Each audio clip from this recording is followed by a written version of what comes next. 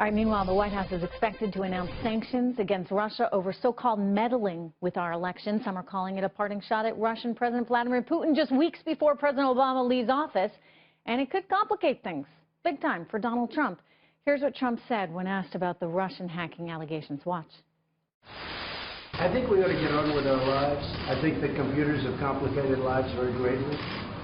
The whole, age of computer has made it where nobody knows exactly what's going on. We have speed, we have a lot of other things, but I'm not sure you have the kind of security that you need.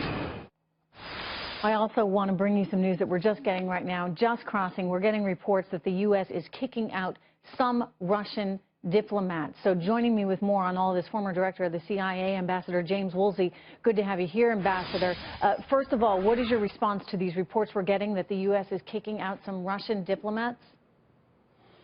Well, that sort of approach is necessary sometimes in diplomacy if a country has taken really very bad actions against you. And it looks like as we get more and more into the substance of what happened back a month or two ago, the Russians look as if in their use of cyber, they are doing much the same thing that they have for years, really since the 40s, with what they call their disinformation program, disinformatia.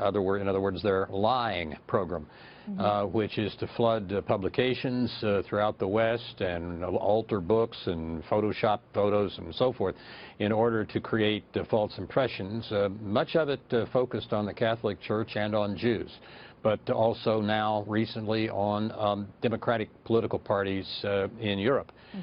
So the Russians may not be doing much different than they've done for decades, but by using cyber to some extent, they've made it more salient. Yeah, and they've reinvented it to a certain extent. That said, Ambassador, there's a difference, I suppose, in modifying some pictures and putting false information out there and actually hacking into voting machines. And one of the problems here is that with all this disinformation and fake news, if you would, you got many on the left very nervous and very worried that somehow Vladimir Putin stole this election from Clinton via hacking, via cyber war. What can you say to comfort them so that they know that that wasn't the case? Well, I'm not going to be too comforting. First of all, I don't know that we have any evidence that any totals got altered or dead people were lined up to vote the way they have been once in a while in Chicago over the decades. As far as we know, we don't have any evidence that that happened. But the Russians could take advantage of a very troubling fact, which is that after in 2000, when we had the hanging Chads in Florida and all that, we ended up in a lot of parts of the country modifying voting machines, and people thought they were making an improvement, but in a lot of cases they just have touch screens. There is no paper trail. About a quarter of the voting machines in the country, there's no paper trail. That is a recipe for disaster.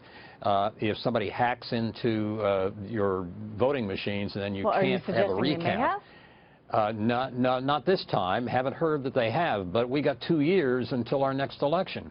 And the counties and states all over this great country need to get themselves together and get rid of systems that don't have any paper backup. It's a disaster waiting to happen. You don't like the electronics, right? I hear you. Well, you can do the electronics too, but you have to be able to back it up with paper. Given that we're now looking at increasingly a hostile relationship with Russia for a variety of reasons, including this concern about hacking and whether or not they influence the outcome of the election, how difficult a position does that put Donald Trump in right now as he goes into the White House and he's trying to kind of make nice with Russia and move on? Well, one can be cordial with Russians and not give in to them. I think Theodore Roosevelt had it right. Speak softly, carry a big stick. We need to make sure they know that we're going to cause them a good deal of difficulty if they keep doing things like this, but we don't have to we don't have to announce it. First of all, I'm not sure why in the world we're going public with all of this. I think taking action against them secretly, but they'll know, would be better. But even if we have to talk about it for some reason, you can, do it other than by blustering and shouting and so forth. Okay. Well, we're doing a lot of blustering and shouting and so forth, I suppose, which you clearly don't condone. But anyway, in a few weeks, it's potentially going to be very different. So we'll be watching very carefully. Ambassador Woolsey, it's good to see you. Thank you very much.